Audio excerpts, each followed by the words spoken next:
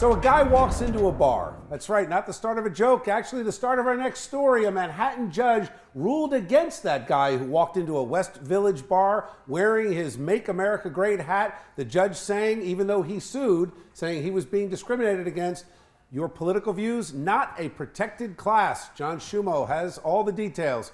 John, what happened? Yeah, Bill, the law does not protect against political discrimination, and that's why a judge ruled the restaurant was within its rights when it refused to serve this supporter of President Trump. The incident took place in January 2017 at The Happiest Hour, a restaurant and bar in the West Village. According to a lawsuit, the bar refused to serve a man named Greg Piatek and his buddies because this accountant from Sewell, New Jersey, was wearing a Make America Great Again hat. Well, Piatek claims the bartender told him anyone who believes in what Trump believes in is not welcome here. They allegedly told him he had to leave. They were refusing to serve. So Piatek sued, claiming the incident offended his sense of being American. And since the law does protect against religious discrimination, Piatek's attorney claimed his client had just visited the 9/11 memorial and was paying, quote, spiritual tribute to the victims. Bottom line is, it comes down to the reason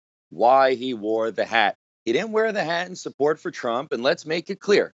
The hat doesn't say Trump. The hat says Make America Great Again. And it boils down to his intention in wearing it. He wore it because he was visiting the 9/11 memorial, and he believed that by wearing the hat to that memorial, that it was a spiritual tribute to those victims. We think the judge got it wrong here. Well, the judge wasn't having this religious argument and ruled against the plaintiff. He said the incident was nothing more than a petty slight, and obviously the restaurant and the attorney agree.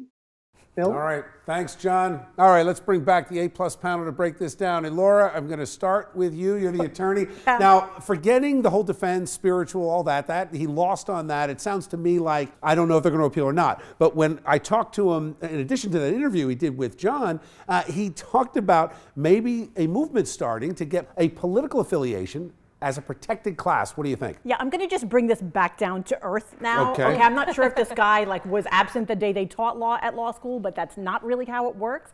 Protected classes are based on what we call immutable characteristics, things that cannot be changed, things like your race, your national origin, your ancestry. Not choices we make or things we do or things we believe in, not teams we support, not political policies we like.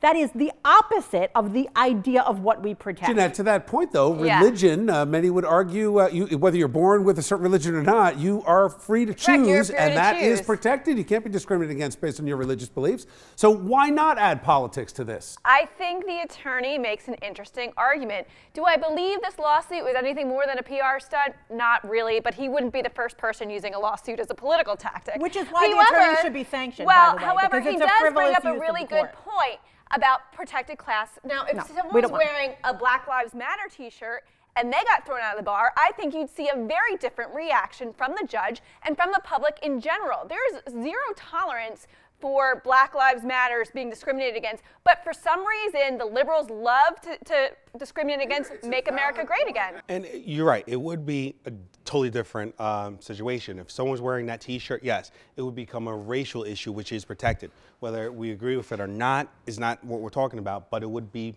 an issue created under race. We cannot have Black Lives Matter is a political movement. But to the point of with the hat, I mean, we're trying to create another class of people based off political affiliation. I mean, in this day and age, what's a Democrat, what's a Republican? I can't even tell you what a Democrat or Republican is. And what are we going to have? Laws that so protect Yankee fans and Mets fans? Like, this is absurd. I mean, we do not want the government micromanaging how every private business runs. For some reason, liberals don't like to protect the rights of conservatives. Public versus private. If this applies to the baker and the gay wedding, then I would say, okay, fair all around. But somehow, it didn't apply. It doesn't apply to Trump supporters.